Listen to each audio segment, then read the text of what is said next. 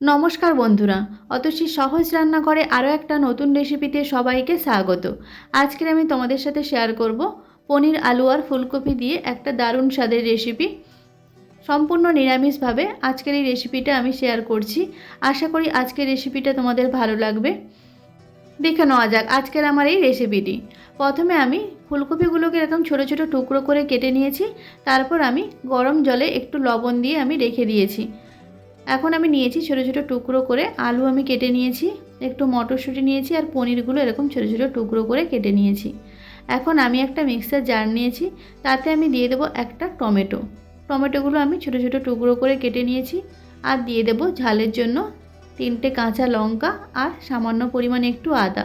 এটা দিয়ে আমি খুব ভালো করে পেস্ট করে নিয়েছি। দেখো, এখন গ্যাসে আমি একটা কড়াই বসিয়ে দিয়েছি আর দিয়েছি সাদা তেল। তেলটা খুব ভালো করে গরম হয়ে গেলে আমি কেটে রাখা পনিরগুলোকে আমি দিয়ে দেব। পনিরগুলো আমি এইভাবে ছোটো ছোটো টুকরো করে কেটে নিয়েছি, তোমরা চাইলে একটু বড় সাইজও রাখতে পারো।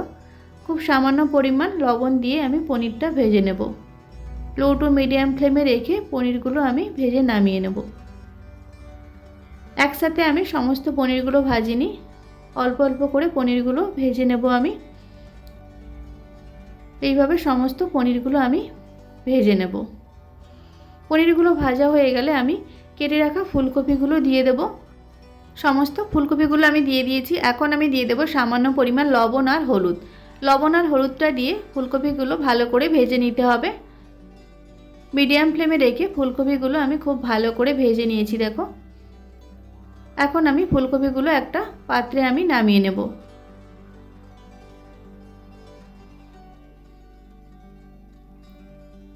ফুলকপিগুলো ভাজা হয়ে গেলে আমি সামান্য পরিমাণ তেল দিয়ে দেব।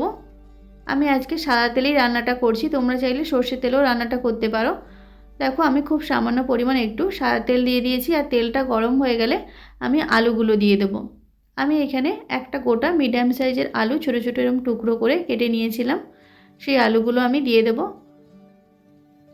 খুব সামান্য পরিমাণ লবণ আর হলুদটা দিয়ে আলুগুলো আমি ভেজে নেব।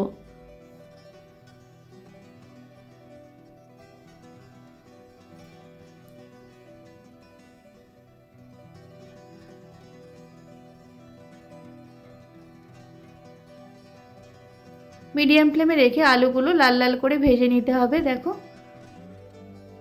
আলুটা আমার ভাজা হয়ে গেছে, আলুটাও আমি নামিয়ে রেখে দেব।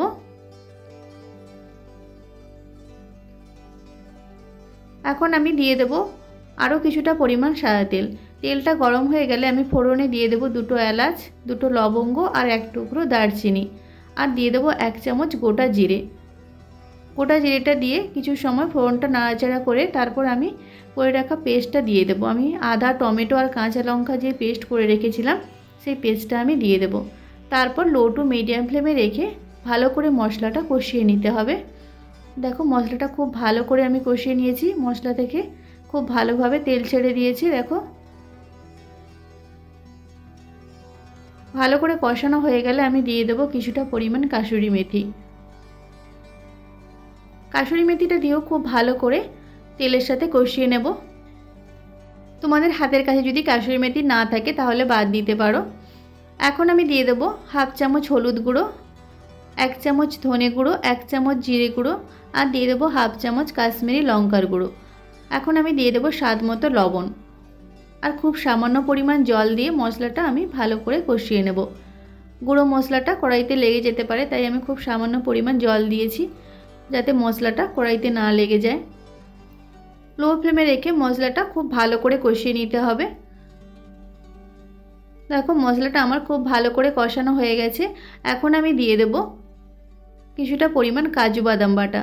আমি এখানে 10 থেকে 12টা কাজু বাদাম নিয়ে আমি পেস্ট করে নিয়েছিলাম, সেই কাজু বাদামের পেস্টটা আমি দিয়ে দেব। একেবারে লো ফ্লেমে রেখে মশলাটা কষাতে হবে, যেহেতু কাজু বাদাম আছে কড়াইতে লেগে যেতে পারে, তাই একদম লো ফ্লেমে রেখে মশলাটা খুব ভালো করে আমি কষিয়ে নেব কাজু বাদামটা দিয়ে। কাজু বাদাম দিয়ে বেশিক্ষণ কষানোর দরকার নেই, 2 থেকে 3 মিনিট ভালো করে কষিয়ে নিলেই হবে। এখন আমি ওই মিক্সির জারটা ধুয়ে সামান্য পরিমাণ জল দিয়ে দেব। জলটা দিয়েও খুব ভালো করে আমি মিশিয়ে নেব মশলার সাথে। খুব ভালো করে মেশানো হয়ে গেলে আমি দিয়ে দেব মটরশুঁটি। মটরশুঁটিটা দিয়ে মশলার সাথে ভালো করে আমি কষিয়ে নেব 2 থেকে 3 মিনিটের জন্য। মটরশুঁটিটা দিয়ে ভালো করে কষানো হয়ে গেলে আমি দিয়ে দেব আগে থেকে ভেজে রাখা আলু আর ফুলকপিগুলো। আলু আর ফুলকপিটা দিয়েও খুব ভালো করে মশলার সাথে কষিয়ে নিতে হবে। লো টু মিডিয়াম ফ্লেমে রেখে আমি 2 থেকে 3 মিনিটের জন্য আলু ফুলকপিগুলো দিয়েও মশলার সাথে খুব ভালো করে আমি কষিয়ে নেব।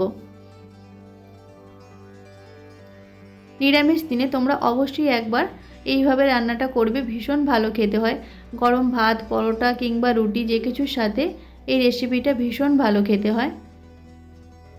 আমি রিকোয়েস্ট করব তোমরা অবশ্যই বাড়িতে একবার এই রেসিপিটা ট্রাই করো। এখন আমি দিয়ে দেব গ্রেভির জন্য গরম জল। তোমরা যেমন গ্রেভি পছন্দ করো সেই অনুযায়ী জল দিয়ে দেবে। অবশ্যই গরম জল দেবে, তাহলে তরকারির টেস্টটা ভীষণ ভালো হয়। এখন আমি ঢাকা দিয়ে মিডিয়াম ফ্লেমে 10 মিনিটের জন্য আমি রান্না করে নেব। 10 মিনিট পর আমি তোমাদের ঢাকনা খুলে দেখাচ্ছি। দেখো আলু আর ফুলকপিটা একদম পারফেক্টভাবে সেদ্ধ হয়ে গেছে। এখন আমি দিয়ে দেব আগে থেকে ভেজে রাখা পনিরগুলো দিয়েও খুব ভালো করে আমি গ্রেভির সাথে মিশিয়ে নেব। তারপর আমি ঢাকা দিয়ে আরও 5 মিনিটের জন্য রান্না করে নেব। পনিরটা দিয়ে বেশিক্ষণ রান্না করা যাবে না, তাহলে পনিরটা শক্ত হয়ে যেতে পারে। ঢাকা দিয়ে জাস্ট 5 মিনিটের মতো রান্না করে নিলেই রেডি হয়ে যাবে। 5 মিনিট পর আমি তোমাদের ঢাকনা খুলে দেখাচ্ছি। দেখো তরকারিটা একদম পারফেক্টভাবে রেডি হয়ে গেছে। এখন আমি দিয়ে দেবো খুব সামান্য পরিমাণ চিনি। তোমরা যদি চিনিটা না দিতে চাও তাহলে বাদ দিতে পারো, তবে নিরামিষ তরকারিতে একটু চিনি দিলে টেস্টটা খুবই ভালো হয়। চিনিটা দিয়েও খুব ভালো করে আমি মিশিয়ে নেব সব কিছুর সাথে। খুব ভালো করে মেশানো হয়ে গেলে আমি দিয়ে দেবো 1 চামচ গরম মশলা আর দিয়ে দেবো সবশেষে 1 চামচ ঘি। যেহেতু নিরামিষ তরকারি, ঘিটা দিলে স্মেলটাও খুব ভালো হয়, টেস্টটাও খুব ভালো হয়। ঢাকা দিয়ে আমি 5 মিনিট রেখে দিয়েছিলাম গ্যাসটা অফ করে, তারপর আমি সার্ভ করে দেখাচ্ছি। এইভাবে তোমরা রান্নাটা করে দেখো, পনির আলু ফুলকপি দিয়ে নিরামিষ দিনে ভীষণ ভালো খেতে হয়। অবশ্যই তোমরা বাড়িতে একবার এইভাবেই রান্নাটা ট্রাই করো, বাড়ির সকলে ভীষণ পছন্দ করবে। এটা গরম ভাত, রুটি কিংবা পরোটা যে কিছুর সাথে খুব ভালো খেতে হয়। আশা করি আজকের ভিডিওটা তোমাদের ভালো লেগেছে। যদি ভালো লাগে তাহলে অবশ্যই একটা লাইক করে দেবে আর কমেন্ট করে জানাবে কেমন হয়েছে আজকের রেসিপিটা।